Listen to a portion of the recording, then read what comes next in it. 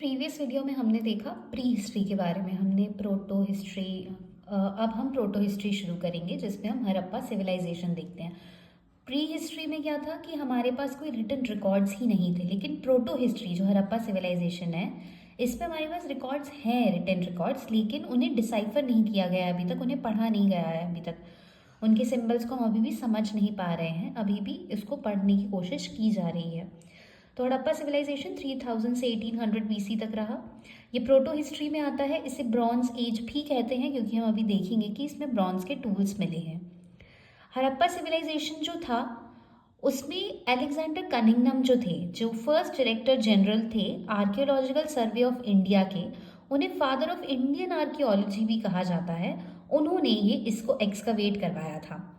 अब पहली साइट जो थी उनके टाइम पर हुआ था, अलेक्जेंडर कनिंगनम जो थे तो उनके टाइम पर ये सारी चीज़ें हुई थी, उनको इसलिए फादर ऑफ इंडियन आर्कियोलॉजी भी कहा जाता है।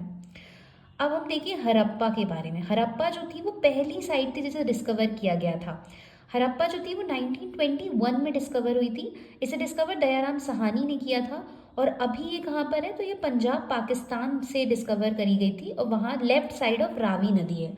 अगर हम यहाँ मैप पे देखें, हड़प्पा हमें ये दिख रहा है यहाँ पर, और ये देखिए रावी नदी है। रावी नदी के लेफ्ट साइड पर जो है हड़प्पा मिला था। अभी ये पाकिस्तान में है, पाकिस्तान में है। तो ये हमें इधर से, ये पहली साइट थी जो एक्सकवेट करी गई थी और किसने करी थी? दयाराम सहानी ने करी थी। इसके बाद मोहनजोदारो थे। मोहनजोदड़ो जो था वो 1922 में राखलदास बैनर्जी ने किया था डिस्कवर। और पहली बार इंडस वैली सिविलाइजेशन शब्द किसने यूज़ किया था तो वो जॉन मार्शल थे जिन्होंने इस शब्द का इस्तेमाल किया। ओरिजिन में देखिए, अब लोग कहते हैं इंडस वैली सिविलाइजेशन का ओरिजिन क्या था, तो सबकी अपनी अपनी सोच है, सबने अपनी अपनी थ्योरी आगे रखी। तो आर एस राव और टी एन राम ने कहा कि आर्यंस जो थे उनसे ये इंडस जो लोग थे ये आए हैं। आर्यंस जो हैं वो इंडस के लोगों से आए हैं, यानी ये इंडस वैली सिविलाइजेशन जब खत्म होता है तो आर्यंस आते हैं इंडिया में, जो रूल करते हैं वैदिक पीरियड में, हम देखेंगे वो आर्यंस कहलाते हैं। तो इन लोगों ने बोला कि जो आर्यंस है वो ही इंडस वैली सिविलाइजेशन के लोग हैं, जो बच गए थे वही आगे जो है वो कंटिन्यू करा उन लोगों ने। फिर अमलनंदा घोष का कहना था कि इंडिजिनस थे ये, मतलब यहीं पे रहते थे, और फिर ये थोड़ा सा जब यहाँ पे कोई कैलामिटी आई, जो भी उथल पुथल हुई, तो ये इधर उधर जाके रहने लगे। ये इंडिजिनस थे, ये पहले से इधर की धरती पे रहते थे, ये कहीं से आए नहीं हैं, ये यहीं के यहीं पे रहते थे।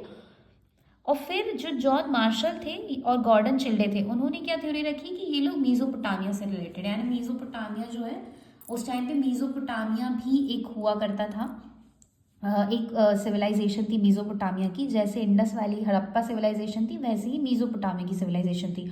तो इनका मानना ये था कि ये वहाँ से रिलेटेड है, वहाँ के ही लोग हैं और वो यहाँ पे जो बस गए हैं, तो इनका मानना था कि वहाँ के ही हैं। अब इसके बाद कुछ सिमिलैरिटीज़, इन्होंने ऐसा क्यों सोचा क्योंकि कुछ सिमिलैरिटीज़ मीजोपोटामिया की सिविलाइजेशन से क्या थी कि दोनों ही, चाहे वो इंडस वाली सिविलाइजेशन के लोग हों चाहे वो मीजोपोटामिया के हों, उन्हें स्क्रिप्ट्स की नॉलेज थी, वो ईंटों का इस्तेमाल करते थे और ट्रेड भी करना जानते थे। लेकिन डिफरेंस ये थी कि स्क्रिप्ट में डिफरेंस थी, जानते स्क्रिप्ट दोनों थे लेकिन स्क्रिप्ट का यूज़, स्क्रिप्ट लिखने का तरीका, सब कुछ इनका अलग था। मीजोपोटामिया के लोगों का अलग था और हड़प्पा के लोगों का अलग था। इसके अलावा जो हड़प्पा के लोग थे वो मैक्सिमम बर्न्ट ब्रिक्स का यूज़ करते थे, वहीं जहाँ पर मीजोपोटामिया थे वहाँ के लोग जो थे वो मड और बर्न्ट ब्रिक्स दोनों का इस्तेमाल करते थे, लेकिन हड़प्पा में ज़्यादा बर्न्ट ब्रिक्स का इस्तेमाल होता था। अब हम इसका थोड़ा सा डायमेंशंस देखें, अगर मैप में भी देखेंगे तो सबसे ज़्यादा नॉर्थ में मांडा देखा जाता है। हड़प्पा सिविलाइजेशन की सबसे नॉर्दर्न साइड कौन सी है? मांडा, चिनाब के यहाँ पर है, ये चिनाब रिवर के यहाँ पे, और मांडा नाम की जगह है, सबसे नॉर्थ में है। सबसे साउथ में देखी जाए दाइमाबाद है जो गोदावरी रिवर पर है, फिर महाराष्ट्र में है ये दाइमाबाद। फिर ईस्ट में देखा जाए तो आलमगीरपुर पड़ता है यूपी में, आलमगीरपुर यूपी में है, हिंडन रिवर के यहाँ पर है।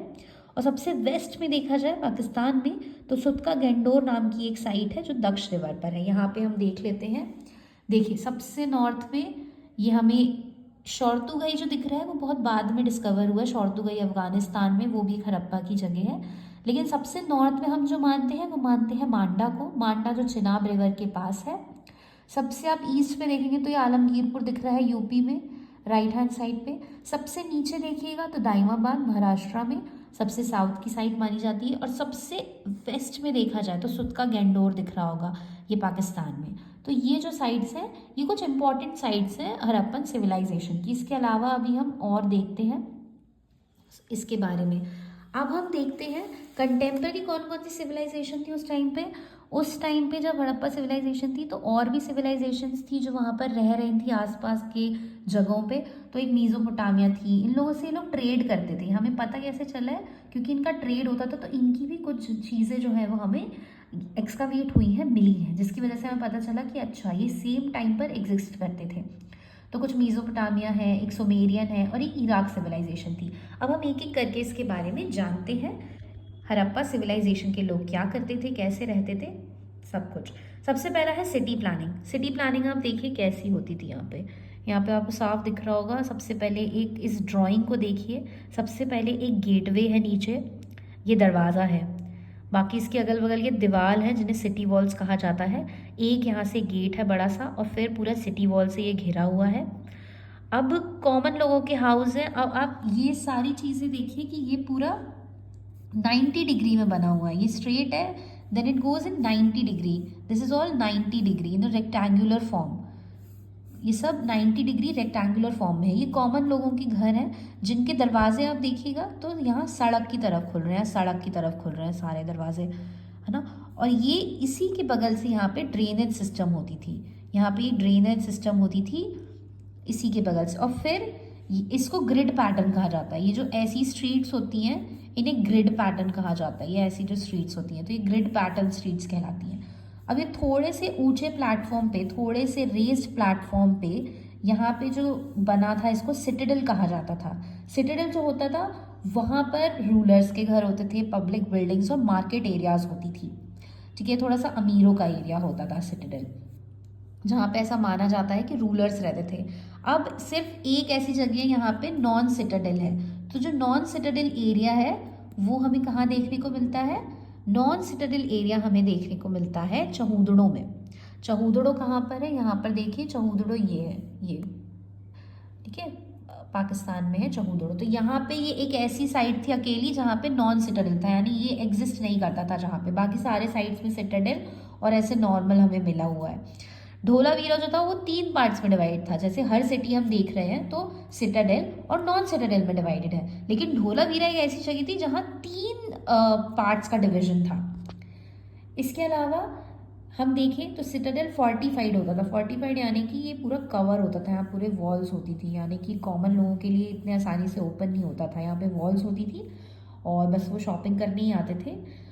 इसके अलावा लोथल एक ऐसी अकेली जगह है जहाँ पर डोर्स और विंडोज़ जो है वो ऐसे स्ट्रीट्स की तरफ नहीं खुलते थे। तो कौन सी ऐसी अकेली एक साइट है, तो ऐसी अकेली एक साइट से लोथल है, गुजरात की लोथल एक अकेली एक साइट है जहाँ पे स्ट्रीट्स जो विंडोज़ और डोर्स थे वो स्ट्रीट्स की तरफ ओपन नहीं होते थे। ज़्यादातर ऐसा होता था कि जो ईस्टर्न साइड का इलाका होता था ना वो नॉन सिटाडेल होता था, और जो वेस्टर्न होता था वहीं पे सिटाडेल होता था। इसका कोई सेंस नहीं है, इसके पीछे का सेंस नहीं पता है, लेकिन वेस्टर्न साइड में ज़्यादातर हमें सिटाडेल देखने को मिलता था। एक रेज्ड प्लेटफॉर्म यानी कि थोड़ा से उठी हुई जगह पर सिटाडेल बना होता था, और वेस्टर्न साइड पे हमें कॉमन लोगों के घर और non Citadel area, non fortified area हमें मिलता था। अब ड्रेनेज सिस्टम जो होता था ये अंडरग्राउंड होता था, और उसके ऊपर स्टोन कवर होता था ताकि अगर उसकी सफाई करनी हो तो वो पत्थर हटा के, ईंटें हटा के सफाई भी करी जा सके। तो वैसे तो अंडरग्राउंड होता था लेकिन उसको कवर किया जाता था पत्थर से या स्लैब से, ताकि उसको सफाई करते टाइम उसको हटाया जा सके। इसके बाद हम अभी देखते हैं जो ग्रेट बाथ के बारे में, जो एक बहुत ही फेमस है। मोहनजोदाड़ो में हमें ग्रेट बाथ मिला था, इसकी एनसीईआरटी में पिक्चर भी है। तो ग्रेट बाथ जो था वो हमको दिखाता है कि हड़प्पा सिविलाइजेशन कितना आगे था, क्योंकि उस ग्रेट बाथ में रूम्स बनाए गए थे कपड़े चेंज करने के लिए। फ्लोर्स जो थी वो बर्न्ड ब्रिक्स की बनी थी, और वो एक सामूहिक नहाने टाइप की जगह थी जहाँ पे लोग नहाया करते थे, ऐसा माना जाता है। और उसको एक रिलीजियस कनेक्शन दिया जाता है, कहते हैं कि शायद वो उनका कुछ रिलीजन से रिलेटेड होगा। तो वहाँ पे कपड़े चेंज करने की जगह थी, जो फ्लोर था वो बर्न्ड ब्रिक्स से बना हुआ था, और पानी अंदर आने का और कहाँ से निकलना है उसकी भी व्यवस्था थी। वो ड्रेन भी कैसे होता था और आता कैसे था उसकी भी व्यवस्था थी, इतने अच्छे तरीके से जो है ग्रेट बाद मोहनजोदाड़ो में हमें मिला। सोशल लाइफ देखते ही लोग रहते कैसे थे, तो सोशल लाइफ थोड़ी सी मैट्रियार्कल थी, यानी कि माताओं का ज़्यादा, जैसे आजकल की सोसाइटी पैट्रियार्कल कहलाई जाती है, जहाँ पे लड़कों या पुरुषों का ज़्यादा ऊपर दर्जा माना जाता है, वैसे तब की सोसाइटी मैट्रियार्कल थी हड़प्पन सिविलाइजेशन की। 4 क्लासिफिकेशंस थे, प्रीस्ट, वॉरियर, मर्चेंट्स और लेबर्स। ये 4 क्लासिफिकेशन माने जाते हैं हड़प्पन टाइप के। ड्रेस ये 2 पीस पहनते थे, एक अपर गारमेंट पहनते थे, एक लोअर गारमेंट पहनते थे। बीड्स देखी जाए तो बीड्स जो है वो मेन और वुमेन दोनों ही पहनते थे, और इसका हमें एक्सकवेशन जो है वो चहूदड़ों से मिलता है। ज्वेलरी देखी जाए तो ज्वेलरी सिर्फ विमेन पहनती थी, bangles, anklets, earrings, fingerings. Ornaments gold, silver, copper, bronze और सेमी प्रेशियस स्टोन्स के बने होते थे। हाउस होल्ड आर्टिकल्स में हमें पॉटरी, स्टोन, शेल्स, आइवरी, ये सारी चीज़ें मिली है, मोहनजोदाड़ो से मिली हैं। कोम्स और नीडल्स, नाइफ्स जो होती थी वो कॉपर की बनी होती थी। इसके अलावा टॉयज़ जो होते थे वो हमें मिले हैं, क्ले कार्ड्स मिला है, फिशिंग, हंटिंग, बुल फाइटिंग। तो इन सबसे हमें पता चलता है कि उनकी नॉर्मल लाइफ कैसी रही होगी, वो क्या ज्वेलरी पहनते होंगे, किस चीज़ों से खेलते होंगे, क्या करते होंगे, ये सब हमें पता चलता है। इकोनॉमिक लाइफ की बात करें, काम क्या करते थे, तो एग्रीकल्चर करते थे। एग्रीकल्चर में मेन क्रॉप्स इनके वीट और बार्ली हुआ करते थे, जिसके अलावा सेसमी, मटर, मस्टर्ड, कॉटन, ये सब था। जो ज़्यादा प्रोडक्शन होता था उसे ग्रीनरीज में स्टोर किया जाता था। डोमेस्टिकेशन भी होता था, ऑफ कोर्स। डोमेस्टिकेशन तो हम पहले से ही देख रहे, न्यूलिथिक एज से होने लगा थी एनिमल हस्बेंड्री, तो ये तो फिर और बात का एरा है। तो शीप, गोट, बफेलो, इन सबको पाला जाता था, डोमेस्टिकेट किया जाता था। हॉर्सेस इनको नहीं पता थे कि होते थे, हॉर्सेस नहीं नोन थे, ये क्वेश्चन आ चुका है, तो horses were not known in the Harappan civilisation times. इसके अलावा ये आर्टिसंस का काम करते थे। आर्टिसंस यानी कि goldsmith, metal work, brick makers, weavers, ये सारे काम भी, ये सारे ऑक्यूपेशंस भी हुआ करते थे।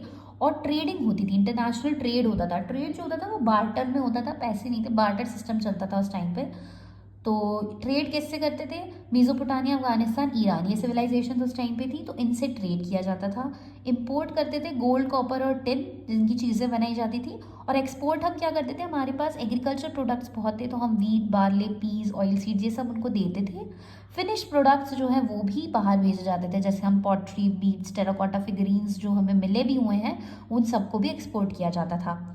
अब हमें ये पता ऐसे चलता है कि सील्स एंड टेराकोटा मॉडल्स जो हैं वो रिवील करते हैं कि लैंड ट्रांसपोर्ट होता था, क्योंकि इन सील्स पे बुलक कार्ट बना हुआ है और ऑक्सिन बनी हुई है, तो हमें पता चलता है कि लैंड ट्रांसपोर्ट होती है। सी ट्रांसपोर्ट कैसे पता चलती है, बोट्स और शिप्स भी, उनकी भी हमें पिक्चर मिलती है। अब हम रिलीजन की अगर बात करें, तो रिलीजन ऐसा माना जाता है कि इनका मेल डीटी जो था, भगवान थे, वो पशुपति थे, प्रोटो शिवा। फीमेल जो थी वो मदर गॉडेस थी। जो शिवा थे, प्रोटो शिवा भी बोला जाता है, पशुपति, उनकी सील जो है वो योगिक पोस्चर में बैठे हैं, योगा करते हुए ऐसे बैठे हैं। 3 उनके फेस हैं और 2 उनकी सींग है, 2 हॉर्न्स हैं। लिंग की वर्शिप भी करी जाती थी, ट्रीज और एनिमल्स को वर्शिप किया जाता था।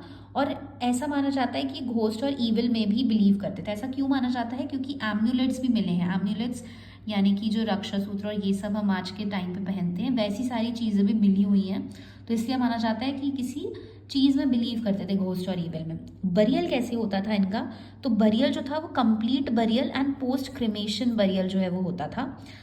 वुडन के कॉफिन्स जो है वो हमें मिले हड़प्पा में, जिससे पता चलता है कि शायद ये कॉफिन्स में भी रखते थे। इसके अलावा पॉट बरियल्स भी मिले हैं जिसमें पेयर्स ऑफ स्केलेटन है, तो ऐसे ही माना जा रहा है कि शायद 2 लोगों को साथ में दफनाया जाता था, पति की डेथ हुई तो पत्नी को भी।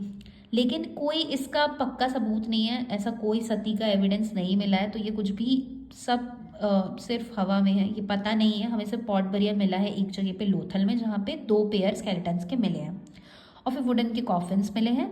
और ये याद रखना है कि बरियल मेथड होता था कंप्लीट बरियल और पोस्ट क्रिमेशन बरियल। हड़प्पा का डिक्लाइन, कोई बोलता है कि आर्यंस आ गए थे और उन्होंने पूरा डिस्ट्रक्शन कर दिया था, ऐसा ऋग्वेदा में भी मेंशन है। और फिर किसी का मानना है कि नेचुरल क्लैमिटी, कोई फ्लड आ गई थी या फिर सूखा पड़ गया था, अर्थक्वेक आ गया था, सब खत्म हो गया था, जिसकी वजह से हड़प्पन खत्म हो गया। हड़प्पन कैसे भी खत्म हुआ हो, हड़प्पन बहुत ही ज़्यादा सभ्य, बहुत ही ज़्यादा मॉडर्न उस ज़माने के लिए एक सिविलाइजेशन थी। आज के टाइम पर भी जब नालियाँ ओवरफ्लो कर जाती हैं, हड़प्पन जैसे टाइम में जब लोग उतने पुराने ज़माने में जीते थे, तब भी नालियों का इतना अच्छा सिस्टम बनाया गया था। ग्रेट बाथ जो मोहनजोदारो में है उसका इतना अच्छा सिस्टम था कि पानी आने और जाने की व्यवस्था थी, कपड़े चेंज करने की, एक बहुत ही साफ सफाई वाली जगह थी। तो इससे हम we should question ourselves कि अभी भी ऐसा होता है इंडिया में, देन हमें कुछ हड़प्पा के लोगों से सीखना चाहिए। Okay, this is done here. इसके बाद हम वैदिक कल्चर स्टार्ट करेंगे। Thank you.